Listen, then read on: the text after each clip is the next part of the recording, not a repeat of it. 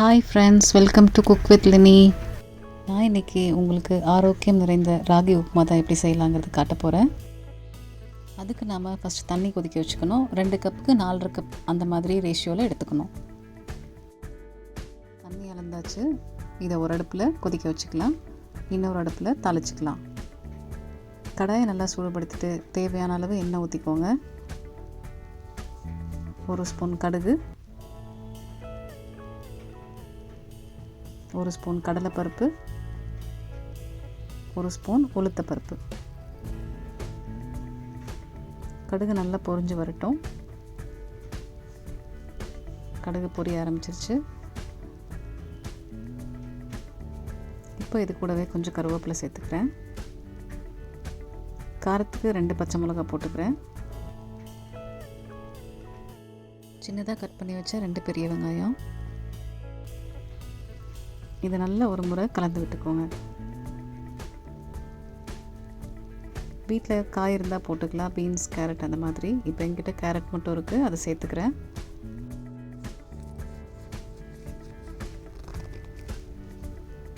வெங்காயம் சீக்கிரமாக வதங்கிறதுக்காக கொஞ்சமாக உப்பு சேர்த்துக்கலாம். இப்போ வெங்காயத்துக்கு அளவாக தான் நான் உப்பு சேர்த்துருக்கேன். வெங்காயம் நல்லா வதங்கிடுச்சு. தக்காளி சேர்த்துக்கலாம். தக்காளி ஒரு 2 நிமிஷத்துக்கு மட்டும் வதக்கினா போதும். இந்த அளவுக்கு வதங்கினா போதும் தக்காளி. இப்போ இது கூட நான் 1 கப் ரவை சேர்த்துக்கிறேன். அதே கப்பில் 1 கப் ராகி மாவு எடுத்துக்கிறேன்.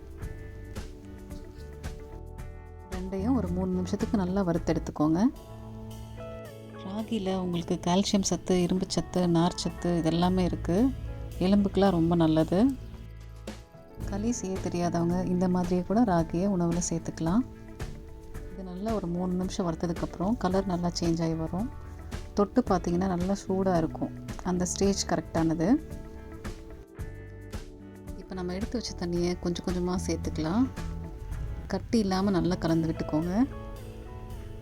தண்ணி ரொம்ப சூடாக இருக்கும், பார்த்து ஹேண்டில் பண்ணுங்கள்.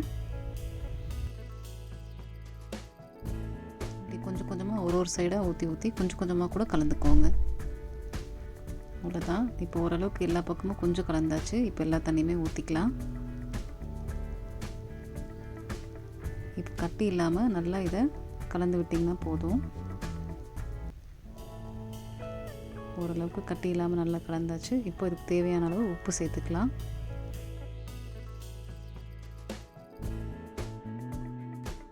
நல்லா ஒரு முறை கலந்து விட்டுக்கோங்க.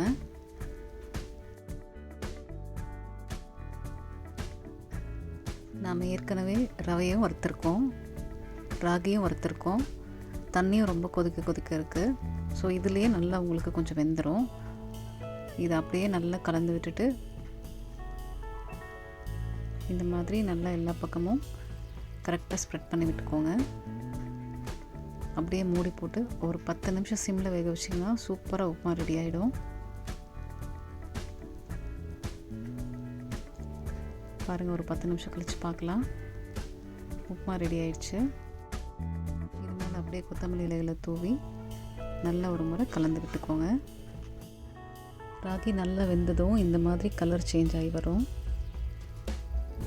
அவ்வளோதான், ரெடி ஆயிடுச்சு. இப்போ இதை ஒரு பிளேட்டில் சர்வ் பண்ணலாம். பாருங்கள் எவ்வளோ நல்லா வந்திருக்குன்னு. சாப்பிடவும் அவ்வளோ நல்லாயிருக்கும். கண்டிப்பாக ட்ரை பண்ணுங்கள். இதை அடிக்கடி உணவில் சேர்த்துக்கோங்க. நான் இன்றைக்கி இது கூட தேங்காய் சட்னி தான் எடுத்திருக்கேன். உங்களுக்கு சக்கரை தொட்டு தான் சாப்பிட பிடிக்கும்னா சக்கரை தொட்டும் சாப்பிட்டுக்கலாம். இந்த வீடியோ உங்களுக்கு பிடிச்சிருக்கோன்னு நம்புகிறேன். அப்படியே நம்ம சேனலை லைக் பண்ணிவிட்டு சப்ஸ்கிரைப் பண்ணிவிடுங்க. கூடவே இருக்க பெல் ஐக்கானையும் கிளிக் பண்ணிக்கோங்க. தேங்க்யூ.